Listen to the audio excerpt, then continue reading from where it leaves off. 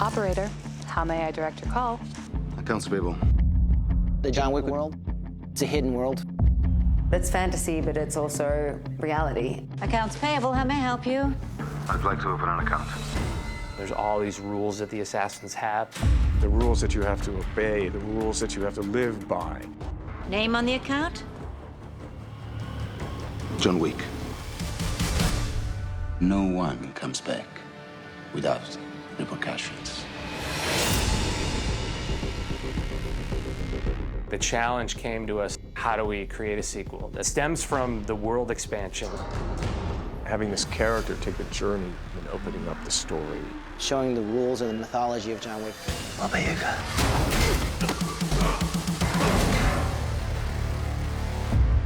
In the first film, we dealt mostly with the Continental Hotel in New York City. In this movie, we wanted to show that there's a Continental Hotel that exists in every city around the world, every major city around the world. The city that best kind of exuded the style and panache that we wanted to have in our film, especially with the suits and the look and the style, was Rome. Rome has been around for 1,000 years. It goes really deep and really old school. It has such an elegance and a sophistication, and for us to be able to take it internationally, Rome is the perfect place. The big difference is the context, the situation, the places. This is the original map of the D'Antonio estate. Here you have all the ancient ruins. We're gonna shoot in the catacombs, and we have this beautiful scene in Terme di Caracalla, you know, this theater. Chad was really excited about Italy and Rome being a kind of seat of historical agencies. We bring in the idea of the high table, that even beyond the layer of the continental, there's the high table. Alla salute. You just get different kinds of tribes. How deep does that go? You know, in the first picture, there was the gold coin, which was a kind of entryway into the world of the continental, the underworld. Charger. What we're talking about in the story is the rules of the underworld. I don't want to be here. Please, don't. You have to always honor what we call a marker, which is a debt that any high-level person in our world can trade for a service. And that's where we find John in this one. For a man to grant a marker to another is to bind a soul to a blood oath. John's world is a world of rules, and you can't break them. And John learns that the hard way. I am so sorry. Your life is now forfeit. Our world expansion isn't just for Rome. We want to expand John's home of New York. We wanted to really build up the underground of New York. Where do our hitmen go when they have nowhere else to turn?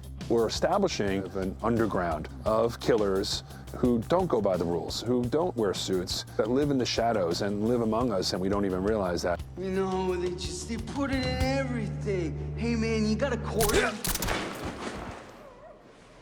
We always thought, wow, if you had to be an assassin and if you had to be an information gatherer, you're almost invisible as a homeless person.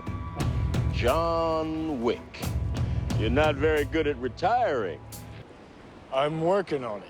We wanted somebody that was the head of all this information gathering within New York City. Everything about the Bowery King is kind of cool because, you know, he's not what he appears to be at first. And his relationship to Wick is a long one. They have a history.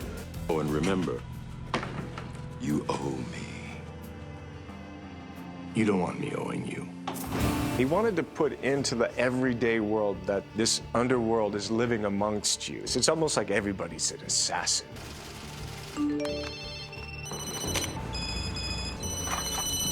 Anybody you see out there can be assassin. They're not always in shiny black suits or things you see every day, whether it's a garbage man, a street performer, a shopkeeper, a police officer. Any of these people could be assassins. You never know someone's history, you never know what they've been through, and you never know what they're capable of.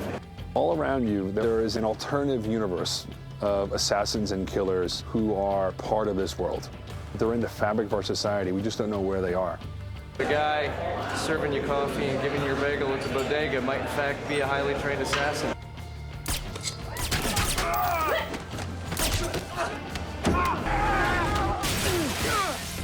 I mean, that's what's great about the world of John Wick is that it is a heightened reality. They sort of take ordinary things, places, put a little magic dust on it, and suddenly it's this other world.